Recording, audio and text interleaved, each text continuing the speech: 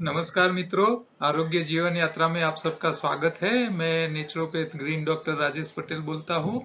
हम यहाँ योगाहार यानी कि प्राकृतिक आहार पद्धति पे बातें करते रहते हैं। ग्रीन डॉक्टर इसीलिए हम अपने आप को बोलते हैं कि हम हमारी सिस्टम से बिना साइड इफेक्ट शरीर की बीमारी ठीक करते हैं। एलोपैथी की दवाइयों में साइड इफेक्ट बहुत होता है, तो इसीलिए उन लोगों का सिंबल रेड है और हम अपना सिंबल ग्रीन रखते हैं। बीमारी सिंपल सी बातें है क्यों आती है? क्योंकि बिना चबाया, जरूरत से ज्यादा, तीनों टाइम पकाया यानी कि एसिडिक खुराक खाने से बीमारी आती है। इससे कचरा शरीर में बचता है, बढ़ता है। पोषक तत्व के अभाव से भी बीमारी आती है। बीमारी नहीं आती है अल्कलाइन यानी कि कच्चा खुराक चबा चबा के खाने से बीमारी नहीं आती है। बीमारी जाती है कचरा निकालने से या पोषक तत्वों का पूर्तता करने से।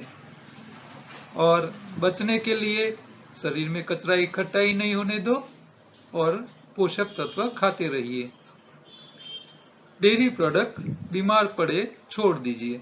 क्यों? क्योंकि उसका काम है कफ पित्त वायु बढ़ाने का। बीमारी आती है कफ पित्त वायु से। यहाँ एनडीएस योगाहार में हम प्रश्न पे चर्चा कर रहे हैं। कल हमने विटामिन B12 और विटामिन डी के ऊपर चर्चा की थी। हम मानते हैं कि विटामिन बाहर से मिलने चाहिए, लेकिन शरीर विटामिन खुद पैदा करता है। आप बाहर के विटामिन के ऊपर ज्यादा भरोसा रखोगे तो लंबा चलने वाला नहीं है। आपका शरीर खुद ही बना लेना चाहिए। आज का प्रश्न है, एक भाई है, नमस्कार, मैं तुकाराम घोड़ेकर, माजी सैनिक है। वो नासिक महाराष्ट्र से है। उम्र है उसकी 72 इयर्स। वो लिख रहे, मुझे 17 साल से 17 इयर्स से अल्सरेटिव कोलाइटिस की बीमारी है। क्या मैं शिवाम्बु चिकित्सा का प्रयोग कर सकता हूँ और किस प्रकार से करूँ? क्या शिवाम्बु लेने के दरमियान एलोपैथी दवाई ले सकते हैं? मुझे बीपी भी है। क्या ये गोली भी बंद करने से चलेगा क्या? मुझे YouTube पर आपका वीडियो देखा, इसलिए इस जानकारी हेतु मैंने आपको यह मैसेज भेज रहा हूँ। आशा करता हूँ कि मुझे आपका बिन बहुमूल्य समय निकालकर जानकारी देंगे। धन्यवाद। तो नासिक के तुकाराम घोड़ेकर भाई साहब है, माजी सैनिक है। उनको 17 साल से 17 इयर्स से अल्सरेटिव कोलाइटिस है। अल्सर हो चुका है, हाँ, स्टमक में है या तो आंतों में है, कहीं भी अल्सर है। तो हमारा जो पाचन तंत्र है उसमें अल्सर हो चुका है। अल्सर तभी होता है कि जब स्टमक में गर्मी बढ़ जाती है। तो पित्त प्रकृति का ये प्रकोप है। पित्त बढ़ना नहीं चाहिए। और एक बार आपकी आंतों की या आपकी जठर की चमड़ी छिल गई, उसके अंदर अल्सर हो गए, फिर उसको ठीक करना बहुत मुश्किल भरा काम है। क्योंकि अल्सर, हम कुछ भी खाते हैं तो उसको छीलते हैं। खुराक जब जाता है तो उसको छीलते रहता है, फिर उसको ठीक होने नहीं देता है। तो अल्सर को ठीक करने के लिए थोड़ा मन को मक्कम करके आपको प्रयोग करना पड़ेगा। पहले तो अल्सर में शिवाम्बु काम आएगा या नहीं आएगा, पहला उनका सवाल ये है। मेरे हिसाब से शिवाम्बु जो होता है उसमें एक क्षार होता है। ज्यादा हमारे शरीर में जितना क्षार आता है, बिना काम का जितना भी निकलता है, वो यूरिन के रास्ते निकाल देता है।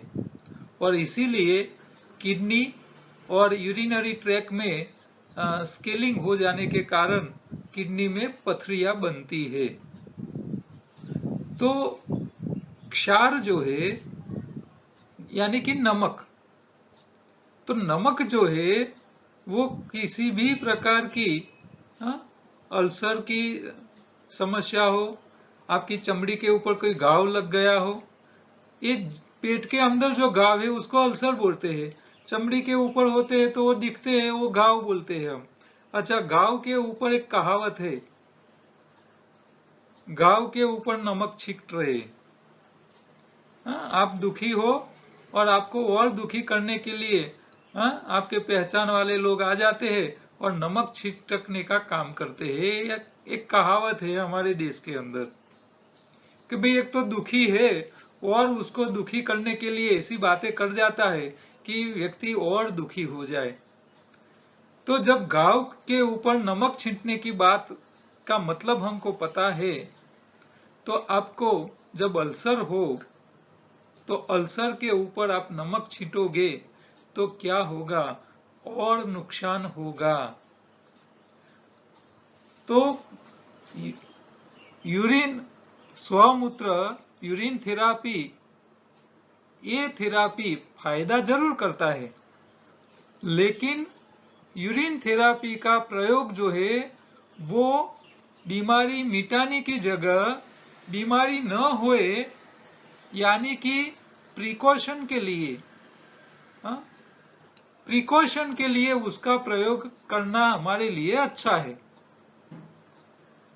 आप बीमार नहीं पड़ो इसके लिए करो, लेकिन बीमारी के बाद स्वमूत्र का प्रयोग पर्टिकुलर उसका क्या साइड इफेक्ट आएगी वो देख के करना चाहिए। मैं ऐसा नहीं बोल रहा हूं कि आप बीमार हो गए तो फिर आपको नहीं करना चाहिए, लेकिन प्रिकॉशन के लिए सबसे उत्तम है। बीमारी आए नहीं इसके लिए, लेकिन एक बार कोई बीमारी आ गई है तो उसके लिए वो करना चाहिए या नहीं करना चाहिए वो जरा देख के करो तो अच्छा रहेगा। तो जब आपको अल्सरेटिव कोलाइटिस है तो आपको यूरिन डालना नहीं चाहिए मेरे हिसाब से।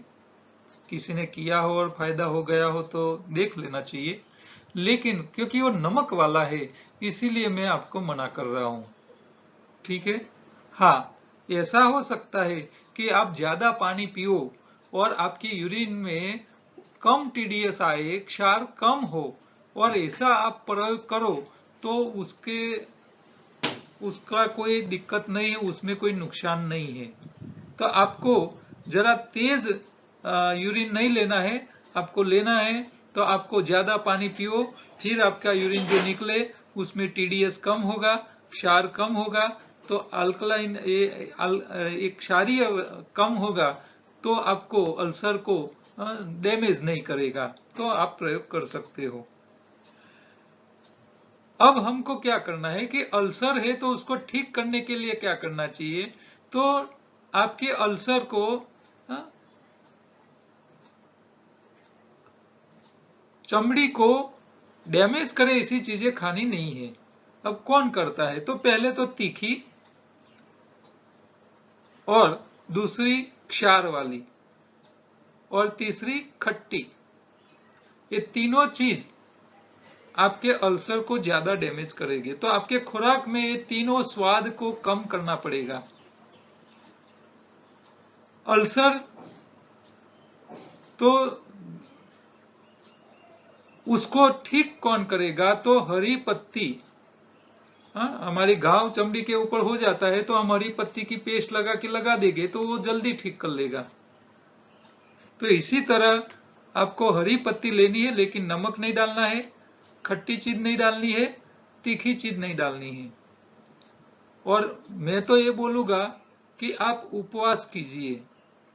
आपको अल्सर वाले को तो 8 घंटा भी, 24 में से 8 घंटा भी नहीं खाना चाहिए, 4 घंटे के बीच में ही खाना चाहिए, बाकी के समय खाना पीना बंद कर लेना चाहिए। न हो सकता है तो पानी भी नहीं पीना चाहिए, तो वो जल्दी ठीक हो जाएगी। आप 4 घंटे के बीच में जो करना है वो कर लो, 4-6 घंटे के बीच, बाकी 24 में से बाकी 18-20 घंटा आप कुछ मत खाओ। उपवास सबसे बढ़िया है। 1-2 दिन आप उपवास करो तो अल्सर में आपको जल्दी राहत आ जाएगी। अच्छा, अल्सर तभी भी होता है कई लोगों को, जो लोग टाइम पे खाते रहते हैं। समय की घड़ी आपके जठर में क्या बनाती है, पाचक रस चालू कर लेती है। तो बायोक्लॉक की भूख में फंसे हुए लोगों को अल्सर होने के चांसेस ज्यादा है, क्योंकि उनको समय पे भूख लग जाती है और वो नुकसान करती है। अब जिनको समय पे भूख लगती हो उनको क्या करना चाहिए? खुराक तो खाना नहीं है, अब भूख लग गई है तो आपके आंतों जठर में जो रस आ रही है, एसिड आ रही है, वो आपके अल्सर को और नुकसान करता है। तो उसको डाइल्यूट करने के लिए आपको पानी पी लेना चाहिए। और पानी कैसा पीना चाहिए? अल्कलाइन। अल्कलाइन वाटर अभी मार्केट में मिल रहे हैं। हाँ, अल्कलाइन वाटर बनाने के छोटे छोटे मशीन भी होम यूजेज के लिए मिल रहे हैं। तो आपको अल्कलाइन वाटर पीना चाहिए। और वो भूख लगे तभी, बाकी नहीं लगे तो उसको भी मत पियो।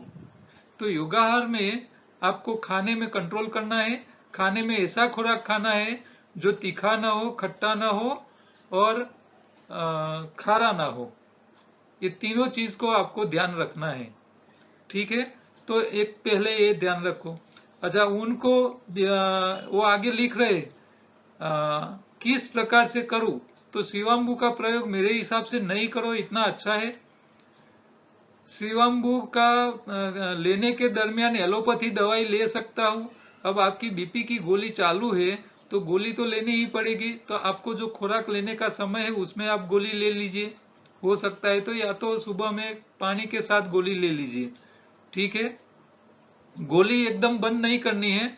मान लो आपको एक आध दिन गोली न लो और आप बीपी चेक करते रहो और इतना ज्यादा चेंज नहीं आता है, बीपी बढ़ नहीं जाता है, तो आप गोली बंद करके चेक कर सकते हो। लेकिन आपको अलर्ट रहना पड़ेगा।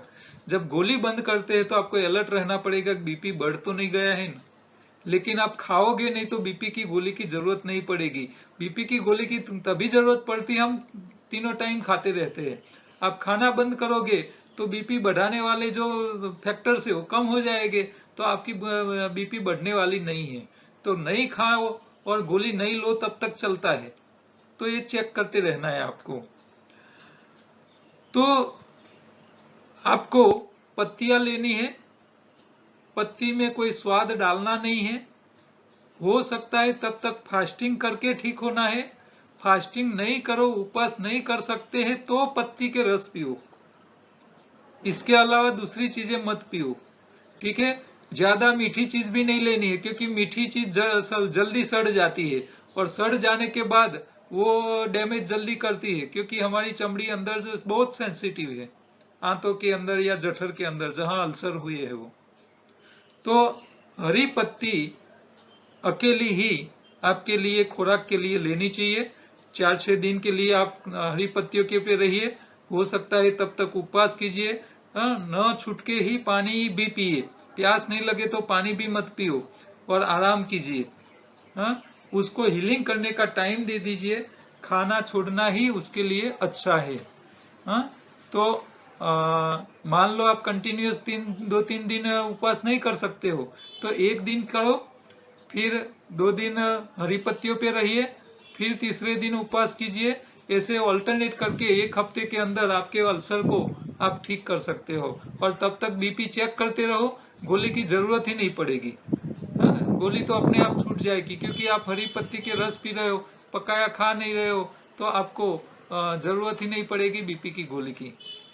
तो गोली चेक करते रहने का। मान लो आपने छोड़ दिया है गोली और आपका बीपी बढ़ रहा है, तो आप चेक करो और बढ़ रहा है तो फिर जरूरत के हिसाब से आधी गोली या एक गोली आप लेते रहिए। लेकिन ये आप पहले ठीक हो जाइए, फिर आप शिवाम्बु प्रयोग कीजिए। आपको निर्जला उपवास करना है तो आप एनिमा ले सकते हो। एनिमा से फायदा क्या होता है कि हम जब हमारी पिछली आंत में, बड़ी आंत में एनिमा से पानी डालते हैं तो शरीर को जरूरत हो इतना पानी आंतों से शरीर एब्जॉर्ब कर लेता है। तो मुंह से पानी लेने की जरूरत ही नहीं पड़ती और पानी भी नहीं जाएगा, तो आपको अल्सर में जल्दी फायदा हो जाएगा। और समय वाली भूख जो है, मान लो समय होने पे आपकी जठर में पाचक रस आ रहा है, एसिड आ रहा है, तो उस टाइम आप पानी पी लीजिए। नॉर्मल और ठंडा पानी, मटके का पानी आप पीते रहिए उस टाइम, लेकिन उसमें कुछ खाइए मत। और हो सकता है तो अल्कलाइन वाटर आप ले लीजिए उस टाइम। तो इससे आपको अच्छा फायदा हो जाएगा। आज की उपयोगी प्रोडक्ट है, हम जो रिफाइंड चीजें खाते हैं, रिफाइंड शुगर, रिफाइंड तेल, वो सब शरीर में जब एक्स्ट्रा जाता है तो वो कन्वर्ट हो जाता है ब्लॉकेज में। तो ब्लॉकेज, मान लो आप आपके हृदय का चेक कराओ कि कितना ब्लॉकेज है, और मान लो आपके हृदय की नलियों में 25% भी ब्लॉकेज आता है, तो उसका मतलब ये आता है कि आपके शरीर की बाकी दूसरी 72 करोड़ नाड़ियां जो है वो बाल से भी पतली है, उसके अंदर भी ब्लॉकेज है। हाँ, ये मान ही लेने का। आपका मकान है, उसमें अपने पाइपलाइन से पानी आ रहा है आपके हर रूम में। अच्छा, पाइपलाइन में पानी आ रहा है तो क्षारीय पानी आएगा तो अंदर स्केलिंग करेगा, अंदर क्षार जमा होता जाएगा। अब आप ये पूरे मकान में 10 रूम का मकान है, उसमें से एक मकान की पाइप आप खोलो और उसको चेक करो कि भाई इसमें क्षार दिख रहा है, इसके अंदर जंक आ गया है और अंदर छोटा हो गया है क्षार लग लग के। तो इसका मतलब ये नहीं समझने का कि ये एक ही रूम में होगा, बाकी के सारे रूमों की जो पाइपलाइन है वहां भी वो होगा ही। वो सिंपल सा लॉजिक है। तो इसी तरह जब हमारे हृदय में जब ब्लॉकेज होता है तो इसका मतलब है कि शरीर की दूसरी नलिकाओं में भी ब्लॉकेज है। तो शरीर की ब्लॉकेज को निकालने के लिए हमने हृदय अमृत टॉनिक बनाया है, जो अदरक, नींबू, लहसुन, एप्पल विनेगर और शहद, ये 5 चीजों को मिक्स करके हमने जूस बनाया है। वो 2-2 चम्मच आधे ग्लास पानी के साथ खाली पेट लेने से हृदय की और शरीर के अंदर जहां जहां ब्लॉकेज है वहां सबको ब्लॉकेज को तोड़ के निकालने का काम करता है। तो हमारा जो खून है शरीर में अच्छी तरह आराम से बिना प्रेशर से घूमते रहना चाहिए, उसका रास्ता क्लीन होना चाहिए। तो ये रास्ते क्लीन करने का अद्भुत काम ये हृदय अमृत टॉनिक करता है। इसमें लहसुन आ जाता है, उसका जो लिक्विड है वो ब्लॉकेज, चर्बी युक्त ब्लॉकेज को तोड़ता है, और एप्पल विनेगर और नींबू जो आता है वो क्षारीय ब्लॉकेज को भी निकालता है, कैल्सिनेशन वाले ब्लॉकेज को भी निकालता है। तो दोनों प्रकार के ब्लॉकेज इससे निकल जाते हैं। तो हमारा ये हृदय अमृत, हार्ट अमृत है, हृदय अमृत टॉनिक है, वो आप मंगवा सकते हो। और बीपी वाले, कोलेस्ट्रॉल वाले, ब्लॉकेज वाले, जिसको वजन कम करना है, वो सब इसको ले सकते हैं। तो ये थोड़ा तीखा होता है, तो जो लोग एसिडिटी वाले हैं उन लोगों को ये खाली पेट नहीं लेना है, उन लोगों को दूसरे फल के या फ्रूट के रस या पत्तियों के रस के साथ उसको लेना है। तो जिनको ब्लॉकेज है वो 3 टाइम 2-2 चम्मच ले सकते हैं ये प्रोडक्ट। हमारी जो प्रोडक्ट होती है ये हम खुद ही तैयार करवाते हैं। दूसरा, हमारी प्रोडक्टों में से हमारी संस्था को चलाने के लिए जो खर्चा निकालते हैं वो निकाल जाते हैं, फिर जो बचता है वो वृद्धाश्रम जैसी संस्थाओं में सेवा के उद्देश्य से चला जाता है। तो आप ऐसा मत मानिए कि आप हमको ऑर्डर दे रहे हो तो इसमें हमको कमाई करवा रहे हो। ये जो भी आता है वो हम सेवा में ही चला लेते हैं, भेज देते हैं, क्योंकि हम पैसा ही कमाना था। तो हम खुद इंजीनियर है, तो हम इंजीनियरिंग करके, इंजीनियरिंग का काम करके ज्यादा पैसा कमा सकते हैं। इसमें हमको ऐसा कुछ कमाने का नहीं है, लेकिन हम जो ये व्यवस्था संभालते हैं उसके खर्चे भी पड़ते हैं। हाँ? तो वो खर्चे निकालने के बाद जो कुछ बचता है वो हम भेज देते हैं सेवा के उद्देश्य। अब थोड़ी एलोपैथी के बारे में बात करते हैं। इससे पहले आरोग्य के लिए जो पद्धतियां होती है वो कैसे काम करनी चाहिए उसके ऊपर थोड़ी चर्चा करते हैं, फिर आपको पता चलेगा कि भाई खरेखर सारवार पद्धति, चिकित्सा पद्धति कैसी होनी चाहिए। तो अध्यात्म की उपेक्षा करोगे आप शरीर के साथ, तो वो जो सिस्टम है, स्वास्थ्य सिस्टम, वो अपूर्ण ही रहेगा, कभी वो फायदा नहीं कर सकता है। तो अध्यात्म शरीर के साथ जुड़ा हुआ है। तो शरीर मात्र जड़ ढांचा नहीं है, उसके साथ मन जुड़ा है, आत्मा भी जुड़ा है। मन और आत्मा का संचालन, नियंत्रण चेतना से होता है। तो ये सबको पता है। हमारी संवेदनाएं, हमारा जो भाव होता है, हमारा जो विचार होता है, जो सोच, कर्म, नियति, स्वभाव, चिंतन, काल तथा जीवनचर्या उसे प्रभावित करते हैं। क्योंकि हम आत्मा हमारे शरीर में है, ठीक है, तो अध्यात्म के हिसाब से ये हमारी जीवनचर्या में प्रभावित करता है। आत्मिक बल को भौतिक यंत्रों से कभी भी मापा नहीं जा सकता, उसको जांच नहीं कर सकते आप। इस कारण उस अनुभूत सत्य को नकारना, उसको गलत मानना, वो असत्य है ऐसा मानना, अवैज्ञानिक तत्वहीन मानना कौन सी बुद्धि है? ये बुद्धि नहीं है। वास्तव में जो चिकित्सा शरीर को स्वस्थ, शक्तिशाली, ताकतवर, रोग मुक्त बनाने के साथ साथ मन को संयमित करे, मन को नियंत्रित करे, मन को अनुशासित करे और आत्मा को निर्विकारी, पवित्र एवं शुद्ध बनाती है, वही चिकित्सा पद्धति प्रभावशाली है एवं सर्वश्रेष्ठ चिकित्सा पद्धति होती है। तो एलोपैथी में ये सब आपको मिलेगा नहीं। आत्मा को विकारों से प्रभावित करने वाले तथ्यों की उपेक्षा करने वाला अपूर्ण ज्ञान अपने आप को कैसे पूर्ण प्रभावशाली स्वास्थ्य विज्ञान होने का दावा कर सकता है? हमने पिछले दिनों एलोपैथी और आयुर्वेद के बीच में जो झगड़े चलते थे, इसके ऊपर सवालों के ऊपर हमने चर्चा की। तो ये सारी बातें इसके साथ जुड़ी हुई है। तो विज्ञान का आधार होता है सत्य दृष्टि, सनातन दृष्टि, अनेकांत दृष्टि और समग्र सृष्टि की दृष्टि। ये आपकी सारवार पद्धति में शामिल होना चाहिए, ठीक है। तो योगाहार जो है वो आपकी ये सारी भावनाओं को, आपकी अध्यात्म की जो बातें हैं उसको परिपूर्ण करने का काम करता है। तो आहार से बीमारी आप ठीक करो, वही हमारे लिए अच्छी है।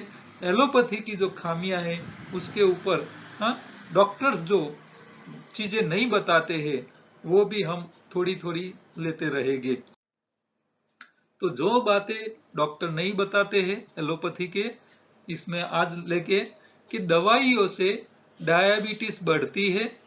अक्सर डायबिटीज शरीर में इंसुलिन की कमी होने से पैदा होती है, लेकिन बहुत कम लोग यह जानते हैं कि कुछ खास दवाइयों की असर से भी शरीर में डायबिटीज होती है। इन दवाइयों में मुख्यतः एंटी डिप्रेसेंट्स, नींद की दवाइयाँ, कफ सिरप तथा बच्चों को देने वाली दवाइयाँ शामिल है। इन्हें दिए जाने से शरीर में इंसुलिन की कमी हो जाती है और व्यक्ति को डायबिटीज का इलाज करवाना पड़ता है। तो ये एलोपैथी की दवाइयाँ है, जो आप दूसरी बीमारियों के लिए ले रहे हो, वो दवाइयाँ आपको डायबिटीज कर सकता है। तो एक में फायदा लेने जा रहे हो, दूसरी की समस्या आप घर ले आ रहे हो। तो यहाँ आपको कुछ ऐसा फायदा नहीं है। इसीलिए दवाइयों के ऊपर डिपेंड मत रहिए और शरीर को खुद को ठीक होने का मौका दीजिए। शरीर को खुद इतना होशियार है कि वो आपको सिग्नल देता है, लेकिन आपको वो सिग्नल देख के कब रुकना है वो आपको सीख लेना है। शरीर में कचरा बढ़ता है तभी बीमारी शो होती है बॉडी के ऊपर, तो आपको रुक जाना है, खाना पीना बंद करना है, उपवास करो। आपके शरीर में से जो इनिशियल स्टेज में आती है बीमारी दिख रही है, सिग्नल दिख रही है, वो तुरंत उसमें से आप बाहर आ सकते हो। तो योगाहार, आहार का इंजीनियरिंग यही कह रहा है, शरीर में कचरा इकट्ठा होता है तभी बीमारी आती है। कचरे निकाल दीजिए, सही खुराक दे दीजिए और सावधानी रखिए। यही तो हमारा योगाहार का मूल मंत्र है। तो ये आहार का इंजीनियरिंग का पूरा चार्ट है। शरीर में कहाँ कचरा इकट्ठा होता है, शरीर को कैसा खुराक देना चाहिए, कैसे देना चाहिए, चबा चबा के देना चाहिए, क्वालिटी कैसी होनी चाहिए, तो अल्कलाइन होनी चाहिए, कैसे प्रकार का है, वो खुराक क्या करेगा शरीर में वो भी आपको पता होना चाहिए। ये खुराक ताकत देगा, ये खुराक आपको न्यूट्रिशन देगा, या ये खुराक आपको शरीर के कारीगर यानी कि आपका सही खून बनाएगा, ये सब आपको पता होना चाहिए। और आप जो स्वाद खा रहे हो वो भी उसका काम करेंगे, तो उसका भी आपको पता होना चाहिए। तो ये सारी बातें आहार के इंजीनियरिंग यानी कि योगाहार में हम बताते हैं। और इसका पूरा कोर्स है, वो कोर्स आपको देखना है तो आप योगाहार की हमारे यूट्यूब चैनल पे जाइए, वहाँ प्लेलिस्ट मिलेगा, इसमें पूरा योगाहार का कोर्स का प्लेलिस्ट है, उसमें सारे वीडियो मैंने रखे हुए हैं। आप उसकी लिंक चाहिए तो मेरे नंबर पे व्हाट्सएप कीजिए, हेलो हाई कीजिए, आपको एक रिटर्न मैसेज आएगा, इसमें सारी लिंकें आपको मिल जाएगी। हमारी ई बुक भी अवेलेबल है अमेजोन किंडल पे। फूड विथ लाइफ योगाहार की हमारी दूसरी यूट्यूब चैनल भी है, जहां आपको रेसिपी भी मिल जाएगी, अच्छी रॉ फूड में योगाहार की रेसिपी मिल जाएगी। और ये छोटा सा मैसेज, आप कहीं भी कुछ प्रिंट करवाते हैं तो करवाइए, इससे लोगों का भला हो जाएगा। आपको हमारी बातें अच्छी लगती है तो आप दूसरे लोगों को ये बातें भेजिए, ये वीडियो शेयर कीजिए, आप व्हाट्सएप में भेजिए, फेसबुक में शेयर कीजिए, जहां जहां आपको लगता है। आपके ग्रुप है, वहां व्हाट्सएप के ग्रुप है तो इसमें भी आप शेयर करना रखिए। इससे क्या होगा, लोगों को सही जानकारी मिलेगी। हमारा काम ही है लोगों को सही जानकारी पहुंचाना, बस यही हमारा काम है। तो आप हमारे काम में निमित्त बन के आप भी दुनिया का, लोगों का भला कर सकते हो। कल दोबारा दूसरे आगे प्रश्नों के साथ मिलेंगे, तब तक नमस्कार।